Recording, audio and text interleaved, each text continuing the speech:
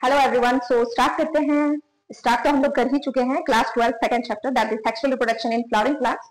अच्छा, इसके पहले वाले लेक्चर्स अगर आपने नहीं देखा है तो डिस्क्रिप्शन बॉक्स में लिंक है, आप वहां से देख सकते हैं। और इसके पहले वाला chapter that is reproduction in organism chapter को देखने के लिए भी आप डिस्क्रिप्शन बॉक्स चेक कर सकते हो, वहां पर लिंक है। अच्छा, दूसरी चीज कि मैं नोट्स भी शेयर कर रही हूँ ताकि आपको बोर्ड एग्जाम्स में कैसे लिखना है वो भी आपको मिल सके इसी चैनल पर, ठीक है। तो आज का जो टॉपिक होगा वो होगा हमारा, कुछ एग्जांपल्स था। हम लोग पिछले वाले लेक्चर में हम लोगों ने ऑटोगेमी, जीटोनोगेमी एंड जेनोगेमी के बारे में पढ़ लिया था। आज हम कुछ इंपॉर्टेंट एग्जांपल्स देखेंगे जो कि एनसीईआरटी में गिवन है और हमारे लिए जानना बहुत ही जरूरी है। देखिए, मैं आपको ट्रिक के साथ इसको लर्न कराती हूँ। So let's get started. तो हम इसको COV कॉब से जो है याद रखने की कोशिश करेंगे। बेसिकली ये कॉब क्या है? ये कुछ नहीं, 3 प्लांट्स के नाम है। कौन कौन से? C फॉर कोमेलिना, ठीक है, O for oxalis and V for voila, ठीक है। सो ये 3 प्लांट्स हैं। अब इनकी खास बात क्या है, आइए समझते हैं। सो बेसिकली ये जो 3 प्लांट्स है हमारे पास, कोमेलिना, ऑक्जेलिस एंड वायोला, ये 2 टाइप्स का फ्लावर जो है प्रोड्यूस करती हैं। होती तो है, इनमें जो फ्लावर्स होते हैं वो ऑफकोर्स बाइसेक्सुअल फ्लावर्स होते हैं, they have bisexual flower. But इनकी खास बात क्या है अभी मैं आपको समझाती हूं। ये इन प्लांट्स में होता क्या है, ये 2 तरह के फ्लावर प्रोड्यूस करते हैं। एक, मैं दोनों को अलग कलर से बनाने की कोशिश करती हूं सो दैट कि आपको अच्छे से दिखे, ठीक है। तो ये है हमारा फीमेल स्ट्रक्चर और ये हमारा मेल स्ट्रक्चर है। आई होप आपको विजिबल होगा। और एक फ्लावर है ऐसा लगा हुआ, ठीक है। इसके अंदर भी सेम वही है, इसके अंदर भी सेम। मैं इसको थोड़ा और अच्छे से बना देती हूं। होता क्या है, समथिंग लाइक दिस, ठीक है। इसके अंदर भी सेम हमारा फ्लावर का जो है वो फीमेल स्ट्रक्चर होंगी और ये हमारा एंथर, ठीक है। तो ये 2 तरह की फ्लावर्स को जो है वो प्रोड्यूस करती है। एक खुला हुआ जिसको हम कहते हैं चियाज्मोगैमस, चियाज्मोगैमस फ्लावर। चियाज्म का मीनिंग क्या है? Something which is open and open wide, ठीक है। और एक है क्लिस्टोगैमस, ठीक है। सो ये 2 तरह के फ्लावर जो है वो प्रोड्यूस करते हैं। एक चियाज्मोगैमस जो कि ओपन होते हैं और दूसरा क्लिस्टोगैमस जो कि बंद होते हैं, ठीक है। देखो, ये जो चियाज्मोगैमस फ्लावर प्रोड्यूस करती हैं, इनका मकसद होता है कि क्रॉस फर्टिलाइजेशन हो।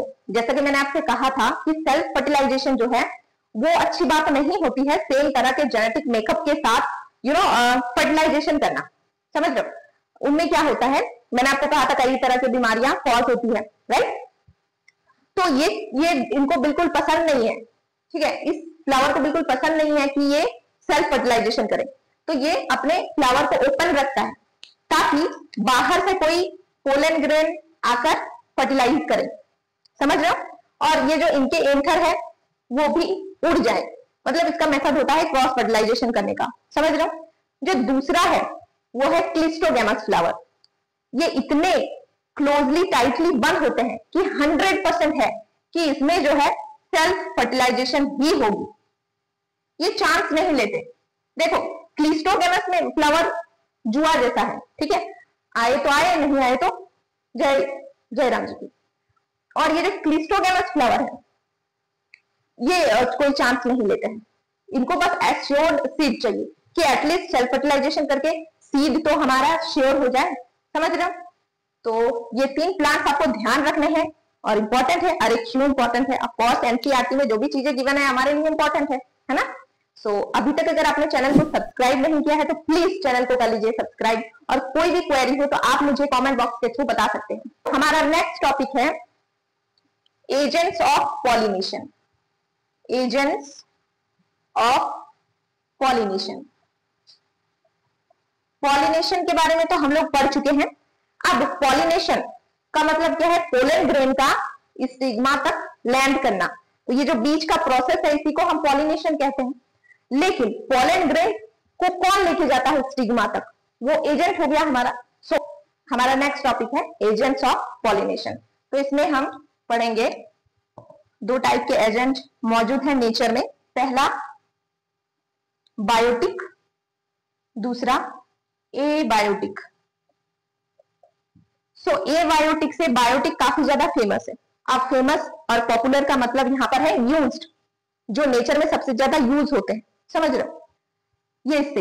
अब एबायोटिक में दो ही आएंगी, पहला तो विंड से पॉलिनेशन और दूसरा वाटर से पॉलिनेशन। ठीक है, अब सबसे पहले हम एबायोटिक ही पढ़ेंगे, बायोटिक को अभी भूल जाओ। ठीक है, लेकिन थोड़ा सा मैं आपको क्लियरिफाई कर देती हूँ कि एबायोटिक में हम दो तरह के ही एजेंट के बारे में पढ़ेंगे, दैट इज विंड और वाटर। तो जो विंड द्वारा पॉलिनेशन होता है जिन फ्लावर्स का भी, और जो वाटर द्वारा, उनका सेंट नहीं होता है और वो उतने ब्राइटली कलर्ड भी नहीं होते हैं। अब जितने भी फ्लावर्स हम लोग देखते हैं जिनमें से सेंट आती है, जो ब्राइटली कलर्ड होते हैं और काफी अट्रैक्टिव दिखते हैं, तो क्या वो हमारे लिए है, हमें रिझाने के लिए है? नहीं, हम उनको कुछ भी नहीं देते हैं। वो जो है वो पॉलिनेशन करने वाले एजेंट्स को रिझाने के लिए है। और ब्राइटली कलर्ड सेंट जिसमें नेक्टर भी होगा, वो सिर्फ बायोटिक के अंतर्गत आएंगे, क्योंकि यहां पर हमें जो है बायोटिक का मतलब क्या है? जिंदा टाइप्स ऑर्गेनिज्म, जो है जिंदा टाइप ऑर्गेनिज्म के थ्रू पॉलिनेशन। और एबायोटिक जिसमें नॉन लिविंग थिंग, जैसे विंड हो गया, वाटर हो गया, ठीक है, इनको रिझाने के लिए हमें कुछ नहीं चाहिए। इसी वजह से जो है विंड और वाटर के पॉलिनेशन करने वाले जितने भी फ्लावर्स हैं वो उतने ब्राइटली कलर्ड भी नहीं होंगे, सेंट भी नहीं होगा, नेक्टर भी नहीं होगा। क्यों भैया? इनको रिझाना है हमें, है ना? लेकिन बायोटिक में आप देखेंगे तो इनको हम डिटेल में नेक्स्ट लेक्चर में पढ़ते हैं, क्योंकि मैं चाहती हूँ कि छोटे छोटे लेक्चर में ही आप पढ़ें, रोज पढ़ें, कंसिस्टेंसी के साथ पढ़ें, बट थोड़ा थोड़ा पढ़ें। Thank you.